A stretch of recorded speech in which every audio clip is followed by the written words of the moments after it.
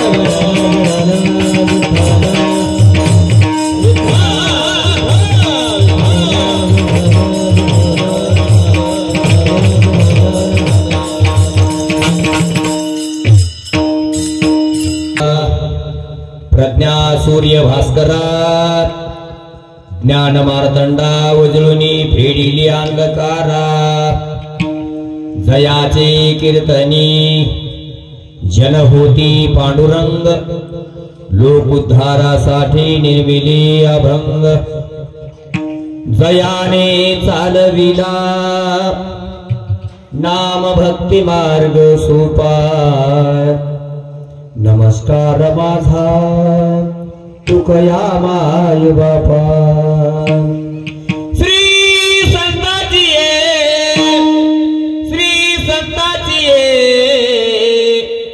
श्री संताची माता चरणावर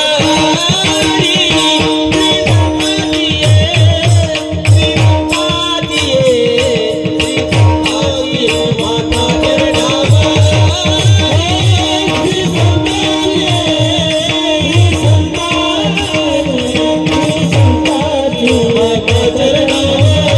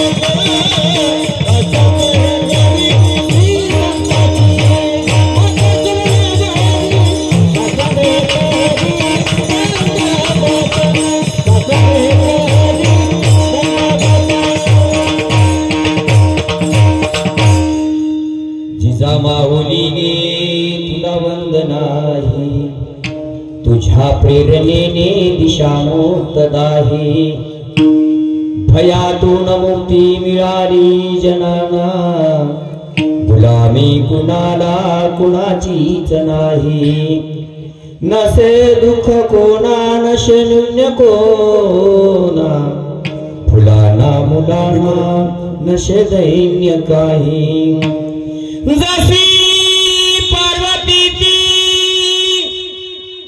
प्रिया शंकरा,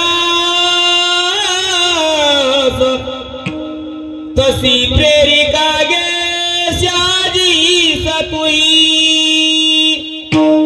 जसा सविभागी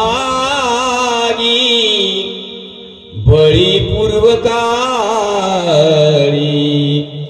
शिवाजी जनाच्या तसे चित्त देही, तुझ्या संस्कृतीने तुझ्या जागृतीने प्रकाशात नहाती मनेही प्रवाही, तुला वंदिता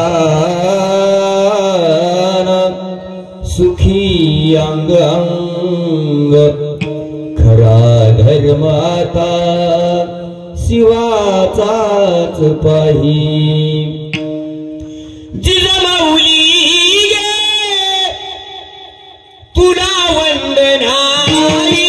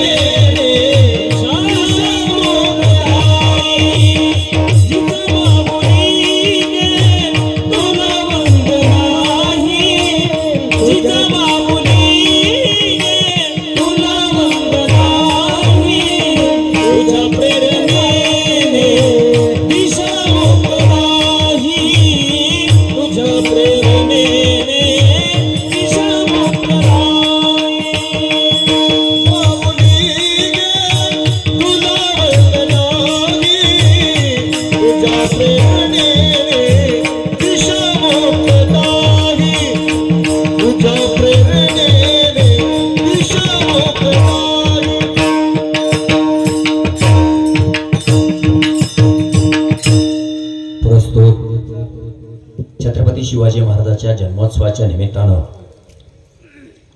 या खरं याला अखंड हरिनाम सप्ताह म्हणता येणार नाही, शिवशौर्य गाथा लोकांपर्यंत गेली पाहिजे या दृष्टीतून तुम्ही गावकऱ्यांनी जे उचललेलं पाऊल आहे ते मनापासून या ठिकाणी आवडलेलं आहे। सप्ते अनेक होतात, त्याच्यात काही शंका घ्यायची गरज नाहीये, पण काही सप्ते हे कीर्तन दोन प्रकारचे असतात। काही कीर्तन हे अज्ञानाच्या गर्तेत सापडलेल्या लोकांना बाहेर काढणारे असतात, आणि काही कीर्तन हे नीट चाललेल्या लोकांना चुकीच्या वाटेने नेऊन सोडणारे असतात। कीर्तनाच्या दोन पद्धती असतात, एक सत्यशोधक कीर्तन पद्धत, सत्याची शोध घेणारी, आणि दुसरी चमत्काराच्या भाकड कथा लोकांना सांगून त्यांना दिशाहीन करणारं कीर्तनही आता इथं चालूच आहे। तरी सर्व खुर्चीवर बसलेल्या माझ्या सर्व ज्येष्ठ सर्वांना, तुम्ही खूप ज्येष्ठ आहात त्याच्याबद्दल मी अनादर नाही करू इच्छित, पण मला तुम्ही तिथं नको इथं हवेत। कसे आपल्यात खूप मोठी ताकद आहे, नाही असं नाही, पण सगळ्यात मोठा आपला प्रॉब्लेम कोणता आहे? आपण एका जागी आल्यावर काहीही करू शकतो जगात, एवढी मोठी ताकद आहे, पण सगळ्यात अवघड दुखणं कोणतं आहे? आपण सगळे एका जागी एकत्रित येऊ शकत नाही, सगळ्यात मोठं दुखणं आहे। आणि बरेच लोक म्हणायचे कोणी बी एका जागी येतात, पण आपले माणसं एका जागी येत नाही असं म्हणायचे। छत्रपती शिवाजी महाराज असतील, जगद्गुरु तुकाराम महाराज असतील, यांनी एकच काम केलं, गटातटात विभागलेली वेगवेगळ्या लोकांच्या छावणीच्या आश्रयाला गेलेल्या लोकांना पहिल्यांदा संघटित केलं। कारण आपल्याला माहित आहे एकट्याला दगड मारला की त्याला पागल झाले म्हणतात आणि 1000 लोकांना दगड मारला की त्याला आंदोलन पेटलंय म्हणतात ना, हीच पद्धत आहे. आणि म्हणून जगद्गुरु तुकोबाराय छत्रपती शिवाजी महाराज यांना जाऊन आज 300-400 वर्ष झाले, तरी पण आम्हाला आज या ठिकाणी आपलेसे का वाटतात याच्या पाठीमागचं कारण शोधलं पाहिजे. आपण आज लोकशाहीत आहोत की हुकुमशाहीत? छान. शिवाजी महाराज कोण्या काळात होते? छान. मग लोकशाहीच्या माणसाला हुकुमशाही मधला राजा आपला सका वाटतो हे शोधलं पाहिजे. असं काय होतं त्याच्यात? छत्रपती शिवाजी महाराजांच्या अगोदर अनेक राजे या देशात होऊन गेले, पण एकाही राजाची वाट आमच्या लोकांनी बघितली नाही.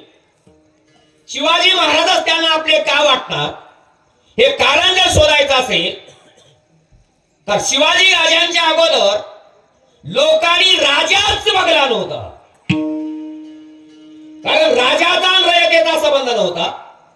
लोक म्हणायचे नेहमी राजा कसा असत, कारण राजा आणि रंगमहाल, राजा आणि विलास या 2 गोष्टीचा संबंध होता. प्रजेने राजा बघितला नव्हता. इथल्या पुराणांनी राजाचं वर्णन करत असतेवेळी राजा हा देवाचा अवतार आहे, राजा हा विष्णूचा अवतार आहे, काही पुराणांनी राजा हा शिवाचा अवतार आहे. म्हणजे राजाला देव बनवलं आणि म्हणून राजा लोकांनी बघितला नाही. खरंच लोकांना वाटायचं की खरंच राजा आपल्यासारखाच असन काय, त्याला किती हात असतील, त्याला किती पाय असतील, असं लोकांना वाटत होतं. राष्ट्रमाता माँसाहेब जिजाऊनी पहिल्यांदा राजा लोकांच्या समोर आणला आणि लोकांनी राजा बघितला आणि लोकांना असं वाटायला लागलं अरे राजा तर आमच्या सारखाच आहे.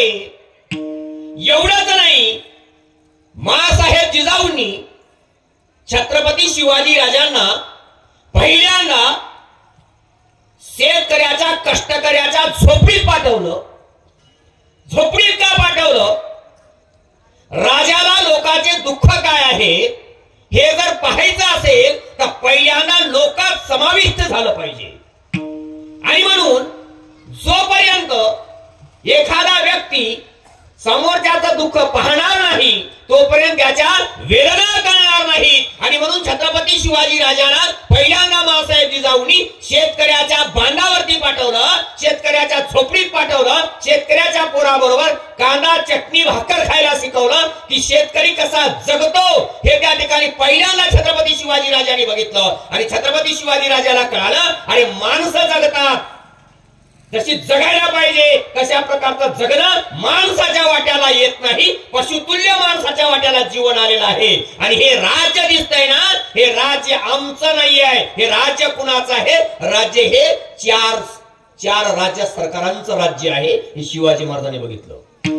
आपण लोकशाहीत राहतो. छत्रपती शिवाजी महाराजांच्या राज्याला कोणतं राज्य म्हणतात? शिवाजी महाराज छान स्वराज्य रयतेचं राज्य. म्हणून तर तुम्हाला सगळे इकडे या म्हणून सांगलो होतो. कसं असते आपले लोक योग्य वेळेला उठत नाही, योग्य ठिकाणी बसत नाही आणि वेळ गेल्यावर म्हणतात. वेळ गेल्यावर उशिरा शहाणा होणं हे काही फायद्याचं नसते. ठीक आहे, कधीच शहाणा न होण्यापेक्षा उशिरा शहाणा होणं काही वाईट नसतंय, पण योग्य वेळी शहाणा झालेलं चांगलं असतंय. आणि योग्य वेळी आपण जर शहाणे झालो असतो तर लाखो लोकांचे मोर्चे काढायची वेळ आपल्यावर आली नसती. आणि म्हणून आता तरी पुढे आपण या ठिकाणी योग्य वेळी सावध झालं पाहिजे, योग्य ठिकाणी आलं पाहिजे. आणि म्हणून लक्षात घेतलं पाहिजे अंतर न ठेवता एकमेकाशी ज्या वेळेला संवाद कौशल्य निर्माण होईल त्यावेळेला तिसरा व्यक्ती हस्तक्षेप करत नाही. छत्रपती शिवाजी राजांनी आमची नस ओळखली. शिवाजी महाराजांच्या अगोदर 400 वर्ष महाराष्ट्रात कोणी राजाच झाला नाही. आता राजा का झाला नाही याचं प्रमुख कारण जर आपल्याला शोधायचं असेल तर राजा मराठा होऊ शकत नाही स्पष्ट सांगितलं गेलो. इथं मुस्लिम राजा होऊ शकत होता पण मराठा राजा होऊ शकत नव्हता. कारण का? परशुरामानी 21 वेळा पृथ्वी क्षत्रिय केली आणि इथला क्षत्रिय वर्ण संपला असा निर्वाळा धर्मव्यवस्थेनं दिला होता। आणि त्याच्यामुळं मराठा म्हणजे कोण? मराठा म्हणजे आज जो दिसतो तो केवळ मराठा नाहीये। 18 पगड 12 बलुतेदार जे लोक होते त्या सगळ्याला नाव मिळालेलं मराठा हे नाव आहे, लक्षात आलं पाहिजे। आणि यांचं मूळ नाव कुणबी अशा प्रकारचं आहे। मराठा हा सगळा मराठा जो आहे तो लढत होता, पण आपल्यासाठी लढायची त्याला त्या ठिकाणी लढायचा अधिकार नव्हता। ते लढत होते पण परकीयांच्या सत्तेसाठी लढत होते। म्हणजे तुम्ही व्यवस्था समजून घ्या, इथं औरंगजेब राजा होऊ शकत होता, पण इथला मराठा राजा होऊ शकत नव्हता। ह्याला जबाबदार कोण होतं? तर इथली ब्राह्मण व्यवस्था होती। स्पष्ट सांगू ना, काही अडचण नाही ना, कोणाच्या भावना दुखणार ना, अडचण नाही, स्पष्ट सांगू आपण। इथली ब्राह्मण व्यवस्था कारणीभूत होती, कारण ब्राह्मण व्यवस्था सांगत होती की कुणब्यानी फक्त नांगर धरला पाहिजे, कुणब्यानी तलवार धरला तर तलवार जर धरली तर त्या ठिकाणी धर्म बुडतोय, अशा प्रकारची व्यवस्था सांगितली होती। छत्रपती शिवाजी महाराजांनी शहाजीराजे भोसलेंनी पहिल्यांदा त्या ठिकाणी नांगराच्या जोडीला इथल्या शेतकऱ्याच्या हातात तलवार दिली, त्यांना शस्त्रपती बनवलं आणि लढाईच्या मैदानात उतरण्याचं काम छत्रपती शिवाजी राजांनी केलं, शहाजी राजांनी केलं। हे स्वप्न त्या ठिकाणी त्यांनी पाहिलं होतं आणि ते स्वप्न प्रत्यक्षात आणायचं काम केलं। आता प्रश्न निर्माण होतोय की स्वराज्याचा आणि वारकरी संप्रदायाचा काही संबंध आहे का, हे आम्हाला शोधलं पाहिजे। बरेच लोक म्हणतात तुकाराम महाराजांच्या अभंगाच्या गाथा बुडविल्या तेव्हा शिवाजी महाराज कस काय गप्प बसले? हे काही पंडितांचं सांगणं असतं, शिवाजी महाराज का गप्प बसले, त्यांना उत्तर द्यायला यावं म्हणून सांगतोय। शिवाजी महाराजांची जन्म डेट कोणती आहे दादा? मी सांगू? सांग माय। 19 फेब्रुवारी 1630। वा, छान। जिल्हा परिषद शाळा चांगली आहे ना? वा, आता तुझं काम तो पूर्ण केलंय, आता काम आपलं राहिले। शिवाजी महाराजांची डेट त्या मुलीनं सांगितली, आता तुकाराम महाराजांची जन्म डेट कोणी सांगणार? तुझ्यावर तो प्रश्नच नाहीये, तुझी जबाबदारी संपली। तुकाराम महाराजांची जन्म डेट सांगणं आमचं काम आहे ना? छान। तर तुकाराम महाराजांची जन्म डेट आहे 2 फेब्रुवारी 1608। किती दिवसापासून सप्ताह होतो गावात? बरेच जण आम्ही कॅलेंडर टाकतो, वर्षे 17वे, वर्षे 100वे। 100 वर्षात आम्हाला कुठल्याही कीर्तनकारानं तुकाराम महाराजांची जन्मडेट सांगली नाही, कारण शोधलंच नाही, आम्ही बघितलंच नाही। आम्ही जयंती असं दाखवण्याच्या केल्या, आणि गरज नसणारे माणसं लई वर्ष जगतात, हे लक्षात घ्या। तुकाराम महाराजांना आयुष्य किती मिळालं? हा हा हा हा हा कोणाचं ऐकून विकून कसंही सांगा, जमते। तुकाराम महाराजांना आयुष्य 42 वर्ष, 42। छान। शिवाजी महाराजाला? मी सांगू? 50 वर्ष। छान, गुड, 50 वर्ष। संभाजी राजांना? हा, वा, छान, बरोबर उत्तर आहे, 32 वर्ष। बघा, शिवाजी महाराज 50 वर्ष, तुकाराम महाराज 42 वर्ष, संभाजी महाराज 32 वर्षे। आता प्रश्न निर्माण होतोय, एवढं चांगलं काम करणाऱ्या माणसाला एवढं आयुष्य मिळालं आणि नको त्याला 105, 107, 100 ओलांडली ना, 100 ओलांडली। अरे माणूस किती दिवस जगला, ह्याच्यापेक्षा कसा जगला आणि कुणासाठी जगला हे अत्यंत महत्वाचं आहे। कुणाच्या जन्मानं क्रांती होते, कुणाच्या मृत्यूनं क्रांती होत असते। छत्रपती शिवाजी महाराजांच्या जन्मानं क्रांती झाली आणि छत्रपती संभाजी राजाच्या मृत्यूनं क्रांती झाली, कारण संभाजी राजाच्या मृत्यूच्या थेंबातून या ठिकाणी ही माती पेटल्या गेली आणि ह्या मातीतून असंघटित असणारा समाज संघटित झाला आणि या सत्तेला त्या ठिकाणी नष्ट करण्याचं काम केलं। शिवाजी महाराजांनी अनेक लोकांच्या तोंडून ऐकली। शिवाजी महाराज म्हणजे कोणाचे दुश्मन? मी सांगू? अफजल खानाचे। छान, हे पेरलंय, त्यांचा दोष नाही, हे पेरलंय. कारण सतत शिवाजी महाराजांचा वापर हा मुस्लिमाचा शत्रू म्हणून सांगण्यात आलं आणि जातीय रंगणी लावण्यासाठी छत्रपती शिवाजी महाराजांच्या नावाचा वापर करण्यात आला. शिवाजी महाराज केवळ ढाल आणि तलवार घेऊन लढतात एवढंच आम्हाला दाखवलं, पण छत्रपती शिवाजी महाराज हे ढाल तलवारीच्या पलीकडे काय करत होते ह्याची जाणीव त्या ठिकाणी आमच्यापर्यंत येऊ दिली नाही. छत्रपती शिवाजी महाराज केवळ तलवारीनेच लढाया लढल्या असं नाही, तलवारीच्या लढाया तर लढल्याच, पण इथल्या शेतकऱ्याला पहिल्यांदा उभं करायचं काम केलं. लांडगे धुडगूस घालत होते, शेती पडलेली होती, गावात जळत होते, महिला सुरक्षित नव्हत्या. पहिल्यांदा प्रजेच्या मनात आत्मविश्वास निर्माण करून द्यायचं काम राजानं करावं लागतंय आणि ते काम मासाहेब जिजाऊनी पहिल्यांदा केलं. कारण आपल्याला माहित आहे अशुभ आपल्याकडे फार रक्तात ऋतून बसलेले. आता आपलं तोंड कुणीकडे इकडं बेदराकडं असंच म्हणतात ना. छान, बेदराकडं गंकड कसं आहे? हा आमचं सांगालो, तुमचं नाही विचारलं. हा आमचं छान, बरोबर आहे, त्यांचंही बरोबर आहे, त्याने त्यांचं सांगलंय, आम्ही आमचं सांगलंय. बरेच जण म्हणतात इकडे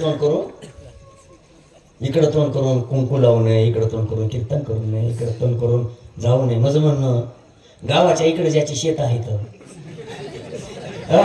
त्याने कसं करायचं? आम्ही कधी शोधच घेतला नाही, असं का करतात, असं आम्हाला का सांगलं इकडे जाऊ नये, इकडली दिशा एवढी अशुभ का मानली, याचं कारण आम्हाला शोधलं पाहिजे ना. इकडली दिशा शुभ, इकडली दिशा अशुभ, मग इकडली दिशा अशुभ का आणि इकडली दिशा शुभ का? इकडं वामन राहतो, इकडे बळी राहतो. वस्तुस्थिती आहे. वामन कुठं राहतो? वामन इकडे उत्तरेला राहतो आणि बळी दक्षिणेला राहतो. मी काय विनोद म्हणून सांगत नाही, त्याला सगळे पुरावे आहेत. आपण म्हणतो ना पाताळ पाताळ म्हणतो ना, नेहमी कीर्तनात सांगितलं जातं किती पाताळ, हा बोलत चला, असा येडेवाने बसू नका. हा 7 पाताळ. छान. पाताळ कुठं राहतंय? जमिनीच्या वर का खाली? जमिनीच्या खाली. आम्हाला पहिल्यांदा कळालं जमिनीच्या खाली पाताळ राहतंय. बळीराजा कुठे गेला? पाताळात गेला. म्हणजे जमिनीत कसा गेला? आता तुम्हाला साधी कल्पना सांगतोय. हा मोठा रोड आहे, मोठ्या रोडून 18-20 टायरचं मोठं कंटेनर आलं, ते एखाद्या माणसाच्या अंगावून गेलं. माणूस तिथंच मरून राहतो का खाली जातो पाताळात? तिथंच राहतो. हा तिथंच राहतो, मरून तिथंच राहतो, पण खाली जात नाही. मग बळी 7 पाताळात कसा गेला? पाताळ म्हणजे जमिनीच्या खाली आहे आणि स्वर्ग म्हणजे जमिनीच्या वरी आहे. पहिल्या डोक्यातून काढून टाकून द्या. पाताळ म्हणजे तळ कोकणाला म्हणलेला आहे, जे केरळ आणि तामिळनाडूचा भाग आहे त्याला या व्यवस्थेनं पाताळ म्हणलेला आहे, आणि हिमाचलचा जो भाग आहे याला स्वर्ग संबोधलेला आहे. स्वर्ग पवित्र असतो आणि पाताळ हे अपवित्र असतंय. इकडे शेतकरी राहतात, इकडे कष्टकरी राहतात, इकडे गरीब राहतात, आणि इकडं आणि दुसऱ्याच्या पुढे जाऊन सांगलं इकडं राक्षस राहतात, आणि त्याच्यामुळं इकडल्या दिशेला बघायचं नाही, अशा प्रकारचं सांगितलं. आणि आम्ही ती आज तंतोतंत पालन करत आहोत. इकडे तोंड करू, इकडे तोंड करू, इकडे तोंड करू नको. कुणीकडे कर? तुकाराम महाराजांना लोकांनी विचारलं कुणीकडे तोंड करायचं? तुकाराम महाराजांनी एक प्रमाण दिले बघा, पाठ असलं तर बघा, हरीची या दासा हरी दाही दिशा, हा शुभ काळ दाही दिशा. आम्हाला सगळ्या दिशा कशा आहेत? हा शुभ आहे. इकडली जर दिशा अशुभच असली तर चोरांनी इकडे चोरीच केली नसती. सगळ्या चोऱ्या कुठे गेल्या असत्या? इकडे गेल्या असत्या. आणि म्हणून तुकाराम महाराज जन्मले 1608 ला, शिवाजी महाराज जन्मले 1630 ला. दोघांच्या वयात डिफरन्स किती आहे? सांग. 22. छान. नक्की जर असं सातत्य जर ठेवलीस तर या गावात पहिला लाल दिवा तू आणशील याची खात्री देतो मी. फक्त एवढं काम केलं पाहिजे. तिचे वडील कुठे?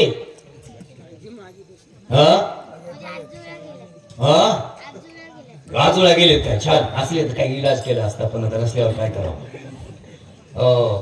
लोक जुगार खेळतात मित्र, लक्षात घ्या. लोक जुगार खेळतात, जुगारावर पैसे लावतात. आपण काय केलं पाहिजे? आपण मुलाच्या शिक्षणावर जुगार खेळला पाहिजे. जुगारात हारतो, पण जो शिक्षणावर इन्व्हेस्टमेंट करतो ना तो आयुष्यात कधीच हरत नाही. कारण तुकाराम महाराजाला कळालं होतं आणि म्हणून तुकाराम महाराज म्हणाले होते, आम्हा घरी धन शब्दाचे रत्नी शब्दाचे शास्त्रे यज्ञ करून. हे तुकोबारायचं वाक्य होतं. 22 वर्ष छत्रपती शिवाजी महाराजांनी जगद्गुरु तुकोबारायच्या दोघांमध्ये अंतर होतं. म्हणजे शिवाजी महाराजांपेक्षा तुकाराम महाराज किती वर्षांनी मोठे होते? 22 वर्षांनी. छान. शिवाजी महाराज जन्मल्यानंतर 12 वर्षे हे कर्नाटकात होते. 12 वर्षाची होईस्तोवर आपण कुंडलीच मांडू. म्हणजे 12 वर्ष तिकडून इकडे आल्यानंतर नुकतीच घोडदौड छत्रपती शिवाजी महाराजांची चालू झाली होती. आणि त्याच काळात तुकाराम महाराज ऐन भरभराटीला आले होते. म्हणजे महाराजांचा प्रभाव मावळ प्रांतामध्ये तुकाराम महाराजांनी वारकऱ्याची फौज संघटित केली होती. वारकऱ्याची. महाराजांचे वारकरी कसे होते आणि आम्ही आज कसे आहोत हे जर आम्हाला शोधलं तर महाराजांचा वारकरी हा लढवया होता. ते पहिलं वारकऱ्याच्या खांद्यावर एक झेंडा असायचा, झेंडा. आणि त्या झेंड्याला वरी काय राहायचं? गोल राहत होतं. गोल म्हणजे ते भाल्यासारखं राहत होतं, तिकट राहत होतं. आताही बघा आपल्या कीर्तनाने पद्धत आहे, चोपदार असतो का नाही?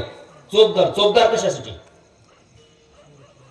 महाराजाचं पहिलं खून व्हायचे. मोकळं सांगतो तुम्हाला, महाराजाचे खून व्हायचे. महाराजाचे खून का व्हायचे? महाराज हा राजाच्या विरोधात बोलायचा, लोकांच्या बाजूनं. आणि म्हणून महाराजाचे खून व्हायचे, महाराजावर प्राणांती खाल्ले व्हायचे. आणि याचं संरक्षण करण्यासाठी म्हणून जे बॉडीगार्ड नेमला जात होता त्याचं नाव होतं चोपदार. आणि याचं काम एक होतं, ज्या घरी महाराज थांबले तिथून चोपदारानं इथपर्यंत आणणं आणि इथून पुन्हा त्याला सुरक्षित दुसऱ्या गावापर्यंत नेऊन सोडणं. हे काम कोणाचं होतं? चोपदाराचं. मला सांगा बरं, आता चोपदाराचं काय काम आहे का? आता चोपदाराचं काहीच काम नाही. प्रथा परंपरा या कशा येतात लक्षात आलं पाहिजे. विनेकरी म्हणजे कीर्तनाचा हेडमास्टर असतो. विनेकरी पहिल्याच्या काळात विना कोणाच्याही गळ्यात राहायचा नाही. विना हे ज्याला जास्त आबंधन चांगल्या चाली येतात त्याच्या गळ्यात असायचा. अलीकडे काळ बदललाय.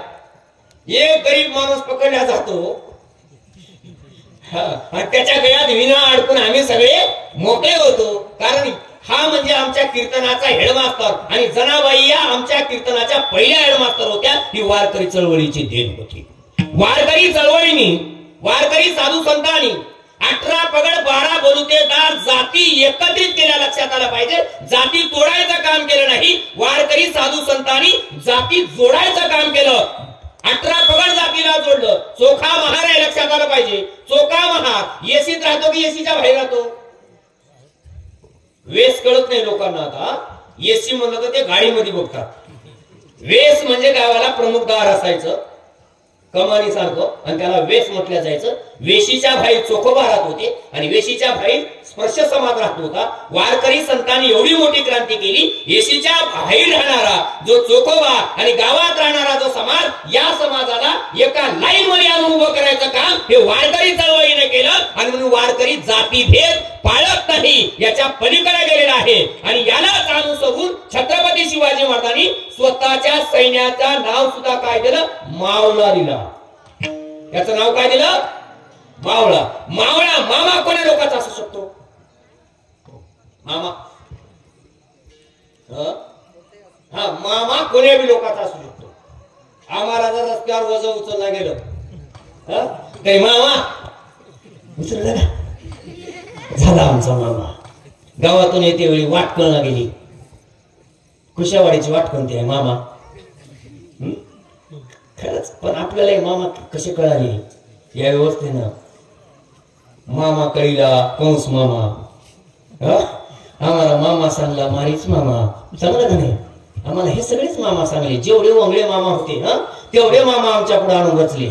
अरे पण इतिहासात शरार मामा नावाचा मामा झाला की ज्यानं 35 वर्षाच्या उदय होण्याचं नरड दातानं फोडलं आणि सिंहगड त्याची कोणाला जिंकला आणि सिंहगड त्याला नाव दिलं. तो शरार मामा लोकांपर्यंत येऊ दिला नाही. सख्या भाच्याला सोडून सावत्र भाज्याच्या पाठीमागं खंबीरपणानं उभा टाकणारा खंबीर मामा आम्हाला कळू दिला नाही. कारण ह्याचं कारण आहे ही लेखणी जी आहे ना, लेखणी, ही लेखणी ज्याच्या हातात आहे तो जगाचा राजा असतो. या लेखनीत एवढी मोठी ताकद आहे. ही लेखनी हिरोला झिरो करते आणि झिरोला हिरो करते. ही एवढी मोठी लेखनी आहे. आणि आमचं सगळं बहुजनाचं या लेखनी सोबत वैरत्व आहे. आणि त्याचा परिणाम काय होतो, आम्ही पुस्तकं शिकले नाही आणि म्हणून हे दुष्परिणाम आमच्यावरती आले. तर वास्तविकता पाहता संत तुकोबारायांनी केलेली जी क्रांती आहे ती क्रांती आणि शिवरायाची क्रांती म्हणजे भक्ती आणि शक्तीचा जुळलेला अतिशय सुंदर अशा प्रकारचा योग आहे. कारण तुम्हाला हे सांगत होतो, तुकाराम महाराजांनी लोकांना निवळ नाही बनवलं, लढाऊ बनवलं. महाराजाचा एक अभंग आहे, बहुमेना होनी आम्ही विष्णुदास कठीण वज्रास फेदवायचे. ही अभंग आम्ही नाही घेत. अभंग कोणते घेतो, ठेविले अनंते तैसे चिरहावे चित्ती असू द्यावे समाधान. माणसाच्या हातात काहीच नसते. माणूस म्हणजे पाण्यावरचा बुडबुड आहे का नाही. आणि बऱ्याचदा मी आता मगाशी एकाचं कॅसेट ऐकत होतो, कोणाचं होतं मला माहित नाही, पण ते सांगत होतं पैशाला काय करावं, पैशाला काय प्रश्न सुटतोय का. माझं म्हणणं असं ते अंबानीला सांग, नाही तर का सांगतोस, कारण आधीच आम्ही दारिद्र्यात जगतोय आणि आमच्या पुढे तुम्ही हे सांगताय. अरे ते अंबानी मफतलाल आणि देशाला लुटणाऱ्या गौतम अदानीला सांगा ना ते तत्वज्ञान. पण लक्षात घेतलं पाहिजे, आमच्या तुकोबारायांनी पहिल्यांदा क्रांती कोणी केली असेल तर तुकोबारायांनी सांगितलं. आणि अर्थव्यवस्था ही माणसाच्या जीवनाचा अविभाज्य भाग असतो. आणि लक्षात घेतलं पाहिजे, मनुस्मृतीनं कायदे केले होते की शूद्र समाजाने संपत्ती जमवायची नाही. आणि शूद्रांनी जर संपत्ती जमवली तर तिच्यावर अधिकार हा वरिष्ठ वर्णाचा असतो. छत्रपती शिवाजी महाराजांच्या काळात संत तुकोबारायांनी अभंग लिहिला आणि तुकोबाराय म्हणाले, जोडणी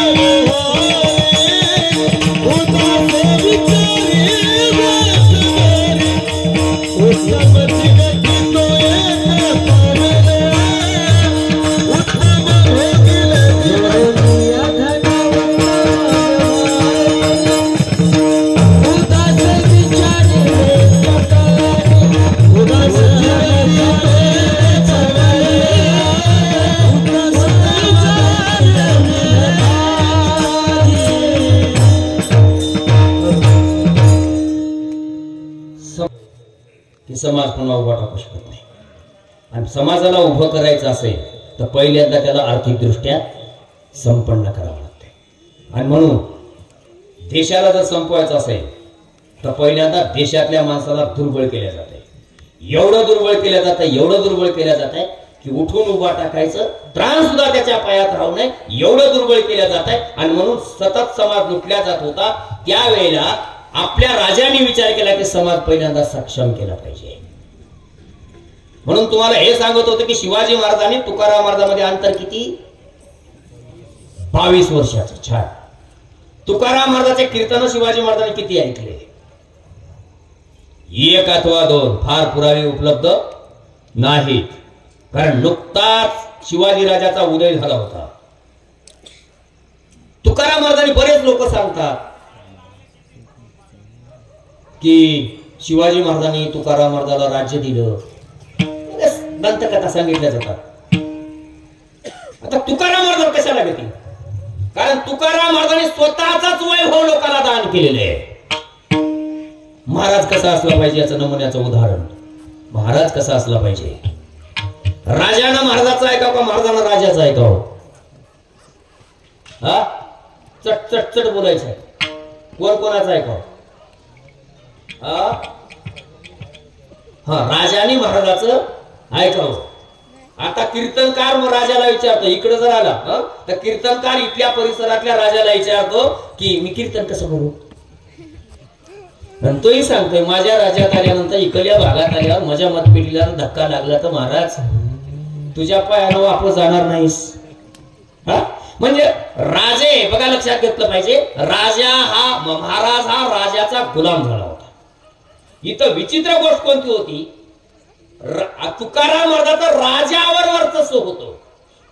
कारण छत्रपती शिवाजी महाराजांना शिकवण देत असते वेळी तुकाराम महाराज म्हणाले, बैसोनिया तख्ता अन्यवीर फिरती लोका. राजा कसा असला पाहिजे? लोक आत्महत्या करत आहेत, लोक मरत आहेत आणि राजा परदेशवारी करत आहे. राजा कुठे राहतो?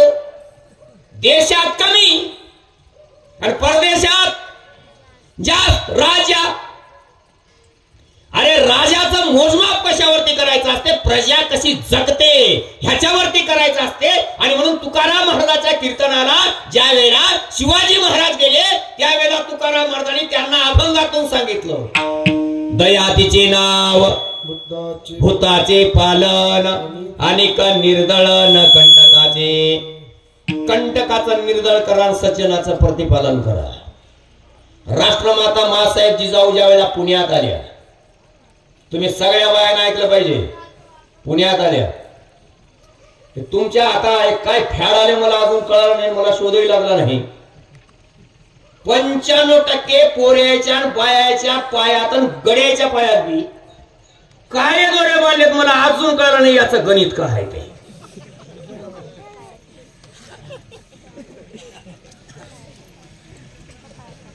झापू नको.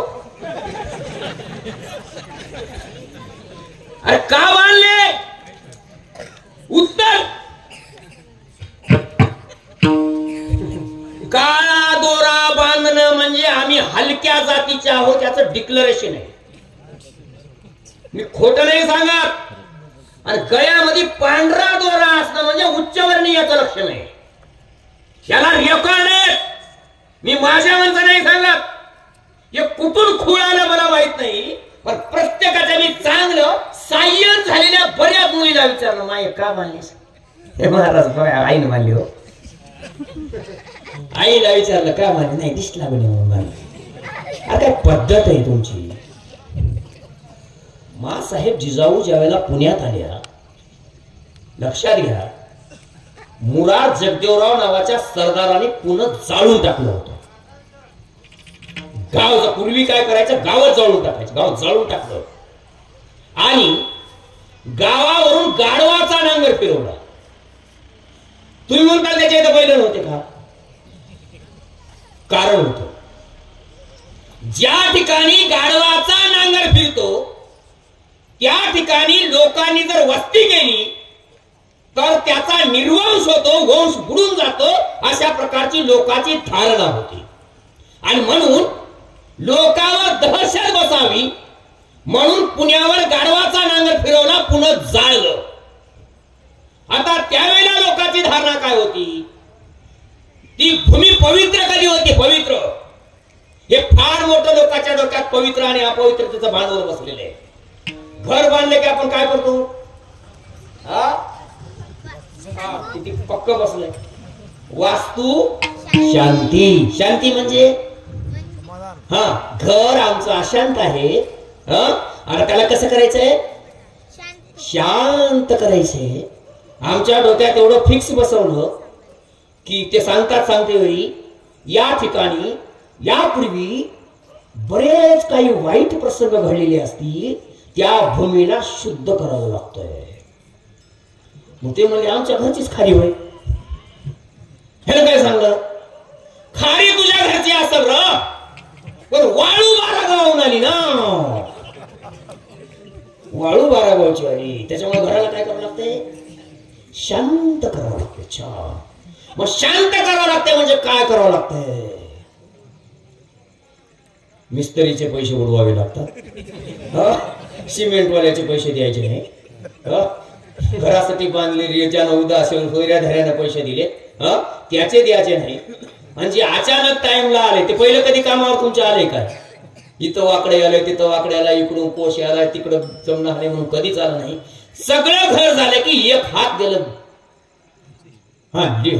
लिस्ट. वा. तुम्ही जर आम्ही एवढं कवा आणावं जर म्हणले तर ते काय म्हणते? तुम्ही फक्त पैसे द्या ना, सगळं आम्हीच घेऊन.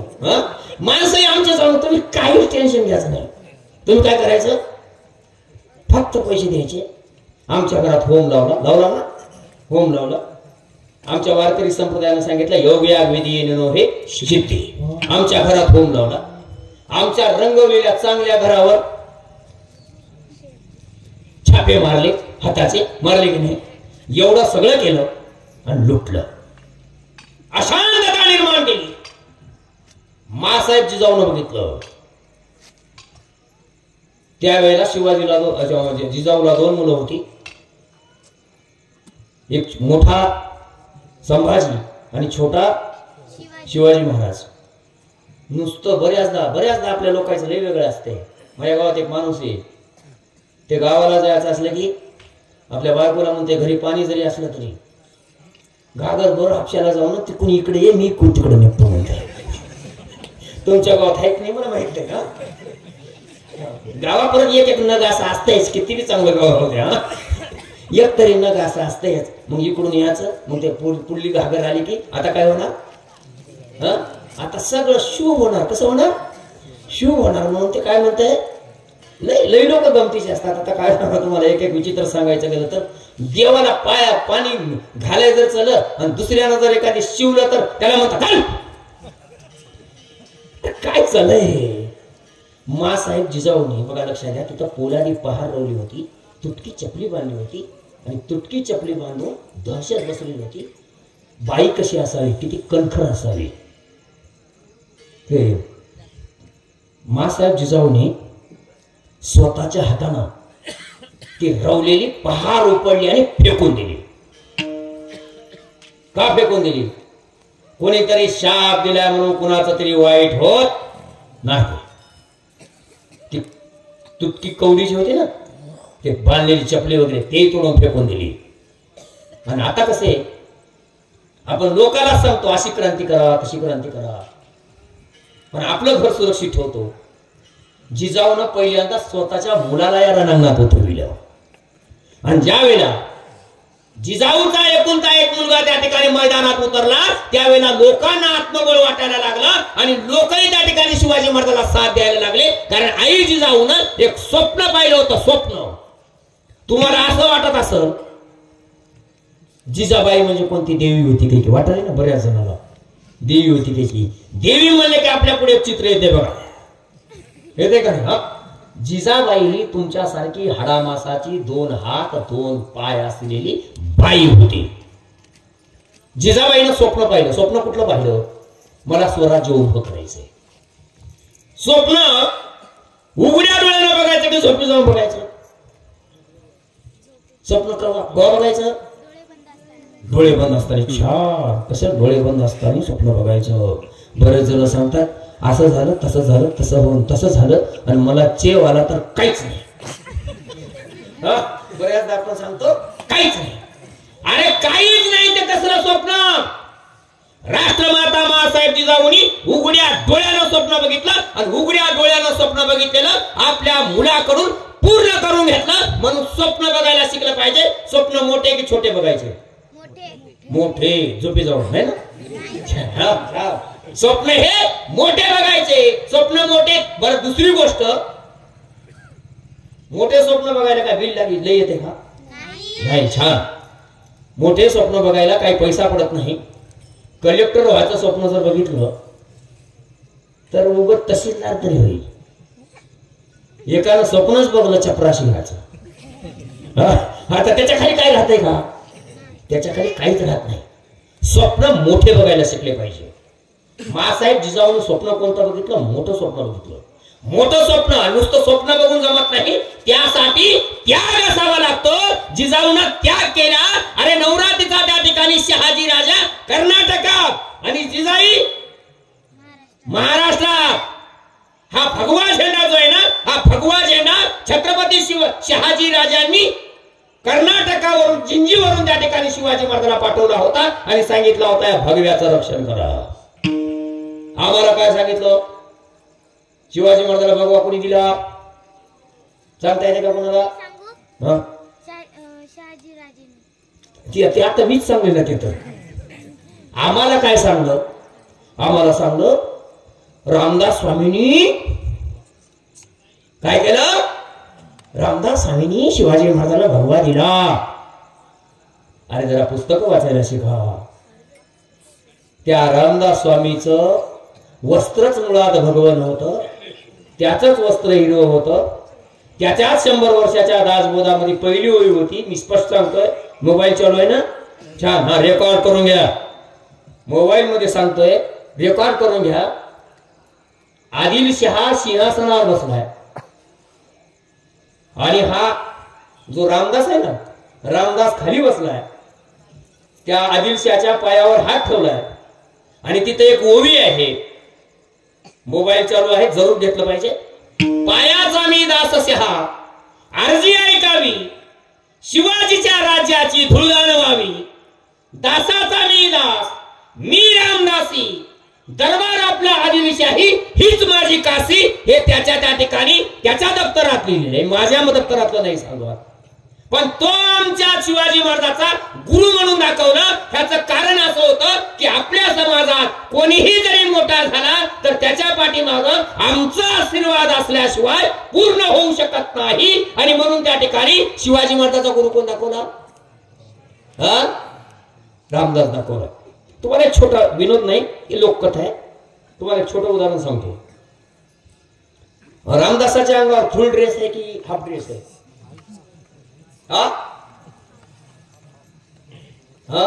काय तर असलं ना, लंगोटी आहे ना. छान. आता पहिला रामदास कसा होता तुम्हाला सांगतो. पहिला रामदास फुल ड्रेसचा असावा. शिवाजी महाराजांना बातमी कळाली की रामदास हेरगिरी करतोय. मी माझ्या मनचं नाही सांगत, अनेक बखरी अनेक पुरावे आहेत. रामदास हेरगिरी करतोय. शिवाजी राज्यामधल्या बातम्या आदिलशहाला द्यायचं काम करताय. हे ज्या वेळेला कळालं त्यावेळेला महाराजांनी सांगितलं त्याला पकडून आणा. त्याला पकडून आणलं. हे कीर्तनातलं उदाहरण आहे. त्याला पकडून आणलं. पकडून आल्यानंतर सांगितलं याच्या अंगावरचे कपडे काढा. त्याच्या अंगावरचे पूर्ण कपडे काढले, फक्त लंगोट तेवढी ठेवली आणि त्याला सांगलं मरेपर्यंत आता पुन्हा कपडे अंगावर घ्यायचे नाही. त्या दिवसापासून रामदासानं अंगावर कपडे घातलेच नाही. पण या जगातल्या कुठल्याही कलाकाराची सुद्धा, चित्रकाराची सुद्धा हिंमत झाली नाही रामदासाला कपड्यात दाखवायचं. कारण आदेश कुणाचा होता? आदेश छत्रपती शिवाजी महाराजांचा होता. आणि म्हणून त्या दिवसापासून आज दिवसापर्यंत, आज तारखेपर्यंत रामदास हा बिना कपड्याचा आहे. तरी पण यातल्या इतिहासकारांनी चुकीच्या पद्धतीनं रामदासाला छत्रपती शिवाजी महाराजांचा गुरु दाखवण्यात आला आणि तो आम्ही मान्य केला याचं कारण आम्ही आतापर्यंत ऐकलं नाही, वाचलं नाही आणि म्हणून आम्ही पुस्तकं वाचायला शिकलं पाहिजे. पुस्तकातून आम्हाला सगळं काही कळत आहे. छत्रपती शिवाजी महाराजांनी लक्षात घ्या, शिवाजी महाराजांनी ठरवलं लोकांना मुक्त करायचं आहे. शिवाजी महाराजांच्या लढाया मी नाही सांगत. शिवाजी महाराजांनी इथल्या शेतकऱ्याच्या मालाला भाव मिळाला पाहिजे याच्यासाठी परदेशातून येणाऱ्या मालावर महाराजांनी टॅक्स लावला. आता कुठल्या मालावर टॅक्स लागतो? सोयाबीन येण्याच्या अगोदर पाम तेल बाजारात 1000, तुरी येण्याच्या अगोदर ऑस्ट्रेलियन तूर बाजारात तयार. छान रेट, शेतीमालाचे भाव. सोनं काय रेट आहे बस? 88. चिमणीवाणी लोक बघाले त्याचा रेट कर किती आहे? 88. छान. सोयाबीन 4000. छान. मला एक सांगा बरं, 1 तोळा सोनं आणायला किती क्विंटल सोयाबीन विकावं लागल? किती क्विंटल तुमच्याच मनाने सांगा. आता जाऊ दे ना, शिकू दे की बाकीच्या जरा. कसं आहे, शिकू दे बाकीच्या. छान. कसं आहे, अतिरेक पण होतो ना त्याच्यावर. यायला आधीच त्याला बरं वाटतंय, तू सांगलीची यायचं काम हलकं होतंय. यायला काहीच सांगावं लागणार, यायला सांगू दे ना. हे याच्या आवाक्यातला प्रश्न आहे. किती क्विंटल विकावं लागते दादा? 22 क्विंटल विकावं लागते. आपण शेती करतो ना. छान. 1972 ला कापसाचा रेट काय होता काका? कोण सांगणार आहे? 1972 ला 1 क्विंटल कापूस विकला तर 1 तोळा सोनं यायचं आणि 20 रुपये शिल्लक यायचे. मी माझ्या मनचं नाही सांगत. अर्थव्यवस्था कशी बदलते बघले पाहिजे. म्हणजे सोनं यायचं 20 रुपये शिल्लक यायचे. आज सोन्याचा काय रेट आणि कापसाचा रेट काय? आणि त्यावेळेचं सोनं हे 10 माशाचं नव्हतं, 12 माशाचं होतं. 2 मासे तिकडून कमी केले. देशातली व्यवस्था मोठी गमतीची आहे. 10 ग्राम साबण कमी होते, लक्षात घ्या. आणि रेट हा वाढवला जातो. आणि असं झालं तसं असं होत नसतंय. शिवाजी महाराजांनी आपल्या शेतकऱ्यावर अशी अवकळा येऊ नये याच्यासाठी परदेशी मालावर टॅक्स लावला आणि आपल्या देशातल्या शेतकऱ्याच्या मालाला प्रोत्साहन म्हणून त्या ठिकाणी अनुदान द्यायचं काम छत्रपती शिवाजी महाराजांनी केलं. कारण शेतकरी जगला पाहिजे. महाराजाचं धोरण काय होतं? शेतकरी जगला पाहिजे. कारण ते नेहमी म्हणायचे हे राज्य कुणाचं आहे? हे राज्य शेतकऱ्याचं आहे, कष्टकऱ्याचं आहे. कारण लाख मेले तर चालतील, लाखांचा पोशिंदा जगलाच पाहिजे छत्रपतीचं म्हणणं होतं. आणि म्हणून शिवाजी महाराजांचं राज्य आपल्याला का वाटतंय, का आपल्याला वाटतंय, ह्याचं प्रमुख कारण जर कोणतं असेल तर लक्षात घ्या. शिवाजी महाराजच एकदा घोड्यावर बसून निघाले आणि त्यावेळेला 12 वर्षाचा एक मुलगा समोर येतो, महाराजांच्या कमरेची तलवार काढतो आणि तो शिवाजी महाराजाला म्हणतो. त्यानं शिवाजी महाराजाला बघितलं नाही. तो म्हणतो आहे, खबरदार जर टाच मारून जाल पुढे चिंदड्या उडवीन राई राई एवढ्या. त्यानं महाराजाला कधीच बघितलं नाही. महाराजाने त्याला विचारलं असावं, शिवाजी बघितलास काय? नाही. शिवाजी तुझा सोयर आहे काय? नाही. तरी पण तू का करतोस? तो 12 वर्षाचा पोरग कवितेत आहे. ते 12 वर्षाचा पोरग उत्तर देत आहे, माझ्या राजाचं राज्य सांभाळणं हे माझं कर्तव्य आहे. आणि तिथल्या प्रत्येक माणसाला शिवाजीचं राज्य हे आपलं वाटत होतं आणि म्हणून त्याचा ते सांभाळ करत होते. आता आपल्याला आपलं वाटतंय का? अरे आपलं राज्य तर आपलं वाटत नाही, पण आपल्या गावचा रस्ता देखील आपल्याला आपला वाटत नाही. कारण एक जण रस्त्यावर जर वट्या बांधून आलं तर दुसरं त्याला म्हणतंय, इथं कोण ट्रॅक्टर काय, याच्यात काय हातभर पुढे नेलं तर काय अडचण नाही. आम्ही प्रोत्साहन देतो. हे राज्य आपल्याला आपलं वाटत नाही. प्रत्येकाला शिवाजी महाराजांच्या काळात हे राज्य आपलं वाटत होतं. ह्याचं कारणच एक होतं की या राज्याची आपण जे हिस्सेदारी म्हणताना, ही हिस्सेदारी लोकांची होती, रयतेची होती. शिवाजी महाराजांचे एक आज्ञापत्र आहे, ते असं म्हणतात हे रयतेचं राज्य आहे. कुणाचं आहे? रयतेचं राज्य आहे. हे कुणाच्याही साठी काम करणारं नाही, लोकांसाठी राज्य काम करणार आहे. हे शिवाजी महाराजांची दानत होती. आणि शिवाजी महाराजांनी लक्षात घ्या, शिवाजी महाराजांसाठी लोक असे का लढत होते ह्याचंही कारण आम्हाला शोधलं पाहिजे.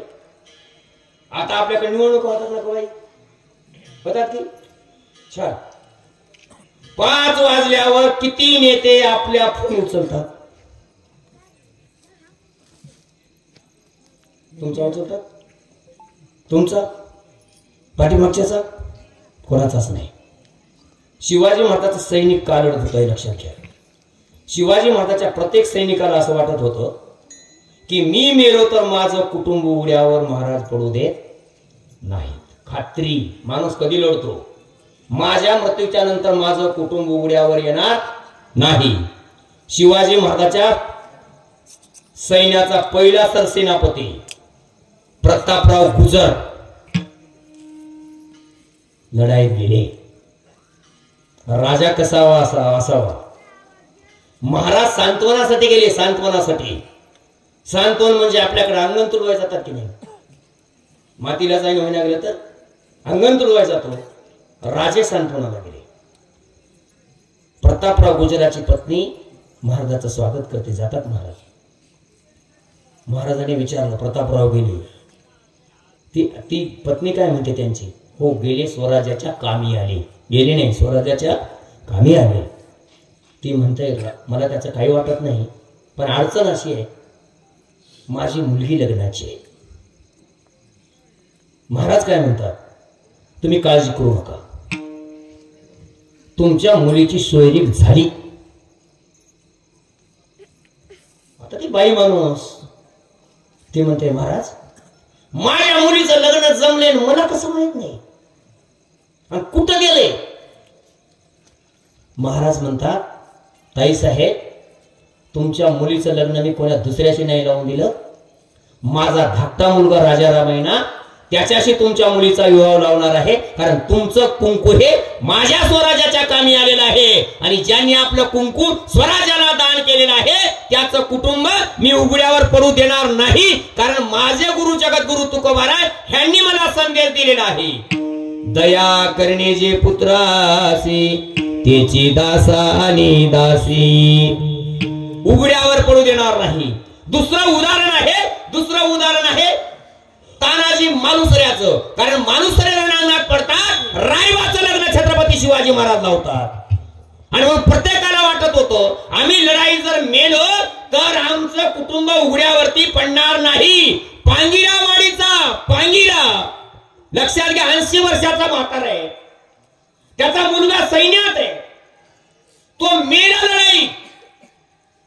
महाराज पांगिरावाडीला गेले आणि त्याचा बाप 80 वर्षाचा बाप काठीत टेकीत महाराजा पुढे येतोय, महाराजाला प्रणाम करतोय. महाराज म्हणतात, तुझा रामा नावाचा मुलगा माझ्या सैन्यात मेलेला आहे, तुला काय पाहिजे बोल. माणसं इमानदार कशी असतात. ते म्हणला मला काहीच नका हो, मला काहीच नका. महाराज म्हणे माग. अरे माग, राजा उभा टाकलाय. ती 80 वर्षाचा म्हातारा काठी टेकीत म्हणताय, राजे मला तुम्हाला काहीही मागायचं नाही, आणि मागाच जर म्हणत असाल तर माझा मोठा मुलगा रामा तुमच्या लढाईत मारला गेला, आणि त्याचं सांत्वन करण्यासाठी म्हणून या पांगिरावाडीला तुमचे पाय लागले. तुम्ही एवढंच काम करा, माझा लक्ष्मण नावाचा धाकटा मुलगा आहे त्यालाही लढाईत घेऊन जा, तोही एका दिवशी मरेल, आणि तुमचं पाय त्याच्या निमित्तानं माझ्या गावाला लागतील. हे 80 वर्षाचं म्हातारा म्हणतंय. ही स्वराज्याची निष्ठा आहे. त्याच राज्यात आजची जर परिस्थिती बघली तर सकाळी एका पार्टीत, संध्याकाळी नाही, एका दिवशी 3 आयाराम गयाराम आपल्याकडे होता की नाही. ते आयाराम नावाचा एक माणूस होता, तो एका दिवशी त्यानं सकाळी, दुपारी आणि संध्याकाळी 3 बाऱ्या पक्ष बदलले होते. तेव्हापासून म्हण पडली आयाराम गयाराम. त्यानं तिकडल्या पक्षात गेला की त्याने म्हणले आयाराम, त्याला तिकून इकडे निघाले, इकडे लोक म्हणले आयाराम. हे आयाराम गयाराम जो शब्द आलाय का नाही, तेव्हापासून आलाय. अरे निष्ठा नावाची गोष्ट आहे का नाही. माणसं मेली पण बेईमान झाली नाहीत, लक्षात आलं पाहिजे. आणि म्हणून शिवाजी महाराजाचं राज्य उभा टाकलं. कारण महाराज नेहमीच म्हणायचे, शत्रू आमच्या पुढे मोठा नाही, अवघड नाही. कारण आमचे माणसं जोपर्यंत इमानदार आहेत तोपर्यंत शत्रू आमच्याशी काहीही करू शकत नाही. आणि म्हणून शत्रूची संख्या मोजण्यापेक्षा पहिल्यांदा आपल्यातल्या गद्दाराची संख्या मोजली पाहिजे, हे महाराजांचं म्हणणं होतं. आणि म्हणून महाराजाच्या सैन्यात एकही बेईमानदार राहत नव्हता, कारण इमानदारी होती. आणि म्हणून ते राज्य आपल्याला हवं असं वाटत होतं. महाराजाचा दुसरा दृष्टिकोन आहे. आपण आता सध्या महाराष्ट्रात एकच जिल्हा लई चर्चेत आहे. कोणता दादा? बीड. काय लई चांगल्या कामासाठी आहे का? नाही. बीड लय चर्चेत आहे, लय चर्चेत. नुसते फोनच चौकशाच. महाराजाचं धोरण काय होतं? महाराजाचा सक्का मेहुणा सखुजी गायकवाड कर्नाटकातला बिलवडीचा किल्ला जिंकायला गेला. 40 दिवस लढाई झाली. देसाई नावाच्या माणसाच्या हातात किल्ला होता. सेनापती पडला. सेनापतीच्या बायकोनं सावित्रीबाई देसाई तिचं नाव. सावित्रीबाईने हातात शमशेर घेतली, किल्ला लढवला. 40 दिवसानंतर किल्ला पडला. सखुजी गायकवाड थोडं 40 दिवसानंतर किल्ला जिंकल्यामुळं विजय उन्माद, आणि विजय उन्मादाच्या भरात सखुजी गायकवाड आणि त्या स्त्रीचा विनयभंग केला. महाराजाला बातमी कळाली. राजा कसा असावा? आज जर असे प्रकार केले तर आजचा लोकप्रतिनिधी पोलीस स्टेशनला फोन करून सांगतो आमचा कार्यकर्ता आहे. सांगतो नाही. हे का होतंय? जबरी अत्याचार लोकांवरती का होतात? ह्याचं कारण आहे गुन्हेगाराला राज आश्रय मिळतो. गुन्हेगार माफियागिरी करतात, डॉनगिरी करतात, आणि त्याच्यामुळे राजाचा आश्रय मिळतो. हे एकमेकाशी साठलोट झालेलं आहे. आणि म्हणून शिवाजी महाराज काय करतात बघा, किल्ला जिंकल्याची बातमी शिवाजी महाराजाला कळत आहे आणि विनयभंग झाल्याची बातमी कळत आहे. तो सखुजी गायकवाडला वाटतंय मी एवढा मोठा किल्ला जिंकलेला आहे, आता महाराज येतील, माझा सन्मान करतील, मला नवं पदक देतील, मला शाल देतील, मला श्रीफळ देतील, मला एखादी जहागिरी देतील आणि माझा सन्मान करतील, असं त्या ठिकाणी सखुजी गायकवाडला वाटतंय. पण तार तार तार महाराज येतात. आणि महाराजांनी आल्यानंतर महाराजांनी पहिल्यांदा सांगितलं याला अटक करा. सखुजी गायकवाडला अटक केलं. आणि अटक केल्यानंतर सांगलं याचे हात पाय तोडा, ह्याचे डोळे काढा. महाराजांनी मारून का टाकलं नाही? महाराजांनी सांगितले याचा चौरंग करा आणि याला राजवाड्याच्या पुढे बसवा. कारण लोकांनी याच्याकडे बघल्यानंतर लोकात प्रचंड दहशत बसली पाहिजे किंवा शिवाजी महाराजांच्या राज्यात बाईकडे जर वाकड्या नजरेनं बघण्याचा प्रयत्न जर कोणी करेल तर त्याचे हात पाय तोडल्या जातील. तो राजसत्तेच्या कितीही जवळचा असला तरी तोडल्या जातील. म्हणून लोकांमध्ये एक वेगळी गुन्हेगारामध्ये जळप बसवली होती. ज्या दिवशी गुन्हेगार मोकाट सुटतात त्या दिवशी राजआश्रय त्याचा चालतो आणि सामान्य जनता भरडल्या जाते. पहिल्यांदा शिवाजी महाराजांनी अशा गुंड माणसाचा बंदोबस्त केला. जे पुंड पाळेगार आहेत त्यांना ताब्यात घेतलं, त्यांना कोठडी दाखवली आणि प्रजेला मुक्त वातावरण दिलं. पहिल्यांदा प्रजा मुक्त झाली. महाराजांच्या काळातली परिस्थिती काय आहे? शेतकऱ्यांना आपलं काय वाटतंय? शिवाजी महाराजाचं सैन्य टिकून आलंय. शेतकरी हे दिवस असं आता टाळक्या कापायचे दिवस आलेत ना जवळ. जेव्हा तेच टाळक्या छान.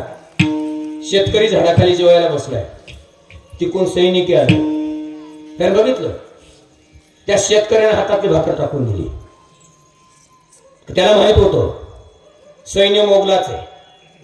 आता माझं अख्खं शेत घोड्याच्या टापाखाली संपून जाणार आहे. हातातली भाकर टाकली. बांधाला सैनिक आले. ज्या वेळेला बांधावर शेतकऱ्याच्या सैनिक आलं त्यावेळेला चमत्कार जगातला पहिला होता. घोड्यावरचा एक एक सैनिक खाली उतरतोय, घोड्याचा लगाम आपल्या हातात धरतोय आणि बांधानं घोडा पलीकडे नेतो. हे शेतकऱ्यांनी चित्र पाहिलं. कारण महाराजाचा आदेश होता ज्वारीच्या कणसाला आणि भाजीच्या देठाला सुद्धा शेतकऱ्याच्या हात लावतात तर हात कलम केल्या जाईल. हे महाराजाचा आदेश होता. आजची परिस्थिती काय आहे? तुरी आपल्या घरी भाव असताना भाव जास्त राहतो की व्यापाऱ्याच्या घरी गेल्यावर? व्यापाऱ्याच्या घरी गेल्यावर. छान. मला एक मुद्दाम प्रसंग आठवतो. दिल्लीमध्ये शंभू रोडवरती लोक आंदोलन करतात. शेतकरी 750 शेतकरी मारल्या गेले. मागणी काय होती? हमी भाव. हमी म्हणजे आम्ही तरी कधी याचा अभ्यास केला. हमी म्हणजे कशाला म्हणतात ते? MSP आणि MRP. MSP आणि MRP शेती करताना छान गंमत आहे. MSP म्हणजे minimum support price. Minimum, maximum नाही. कमीत कमी, बघा लक्षात घ्या, कमीत कमी आमच्या मालाला भाव मिळाला पाहिजे याला म्हणतात मिनिमम सपोर्ट प्राइस.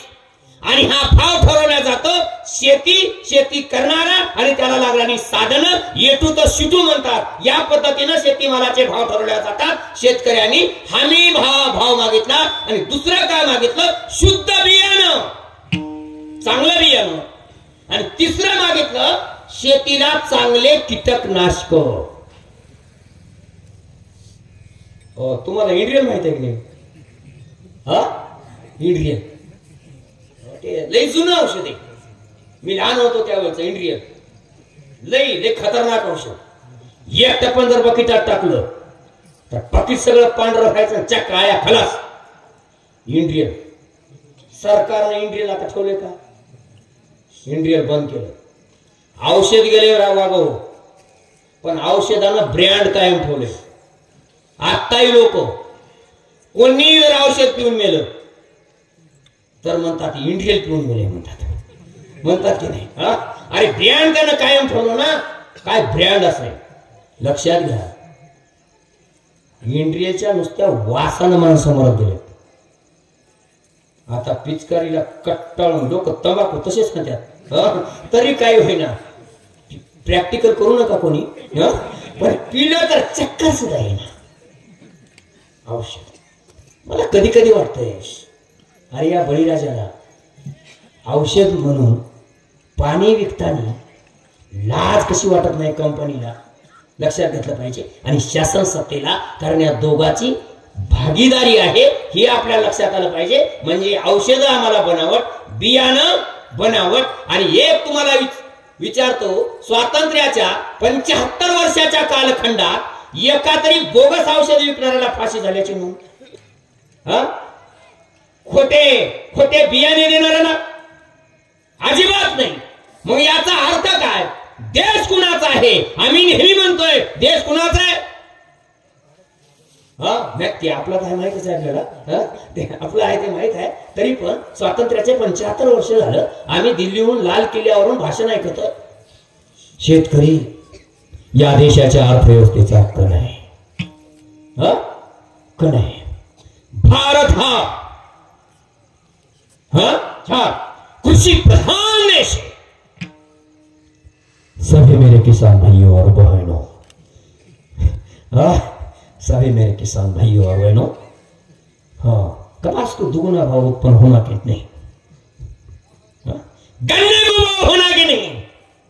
आम्हाला वाटलं काहीतरी बदल होते. वाटतंय की नाही? लावलं की चुना. मी एका दिवशी पोस्ट केली. 800 रुपयाचं पोटॅशचं पोतं 1700ला झालं आमचा दुप्पट भाव. अरे हमी भाव लक्षात आला पाहिजे. शिवाजी महाराजांनी पहिल्यांदा लोकांना हमी उत्पादनाची गॅरंटी दिली. शिवाजी महाराजांचे आज्ञापत्र आम्ही काढून वाचले नाही. महाराजांचं आज्ञापत्र सांगतंय सलग 3 वर्षाचा दुष्काळ झाला तर शेतकऱ्याची कर्ज माफ करा.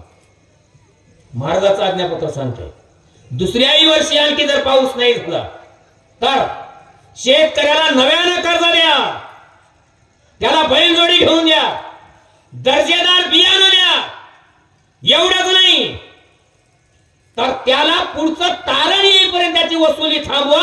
सातत्यानं दुष्काळ पडत असेल नवं कर्ज द्या, जुनं माफ करून टाकून द्या. ह्याचं कारण छत्रपती शिवाजी महाराजांवरती अभंग त्या कर्जाच्या वह्या बुडवणाऱ्या तुकाराम महाराजांच्या विचाराचा प्रभाव होता. आणि म्हणून छत्रपती शिवाजी महाराज हे शेतकऱ्याशी प्रामाणिक राहत होते. छत्रपती शिवाजी महाराजांनी शेतकऱ्याला आपल्या तळहातातल्या थोडासारखं जपलं होतं. महाराजाला माहित होतं महाराजाचं आज्ञापत्र सांगतंय चिंचचे झाडं वापरायचे नाही. पहिले लोक म्हणतात ज्यानं चीच लावी त्यानं खाईलच याची गॅरंटी नाही. कारण त्याला चिंचा लागायला पहिलं, आता नाही, पहिलं बरेच वर्ष लागायचे. म्हणजे तरुणपणात चिंच लावलेला माणूस तर नक्कीच चिंच खानसाची झाडं. कारण हे झाडं उभं करायला एक एक पिढी शेतकऱ्याची बर्बाद व्हावी लागते, तेव्हा कुठं झाडं उभा टाकतात. आणि म्हणून ते म्हणतात गलबतासाठी जर झाडं लागत असतील तर ती वाळलेली झाडं वापरावी, शेतकऱ्याची जबरदस्ती करू नये महाराज सांगतात.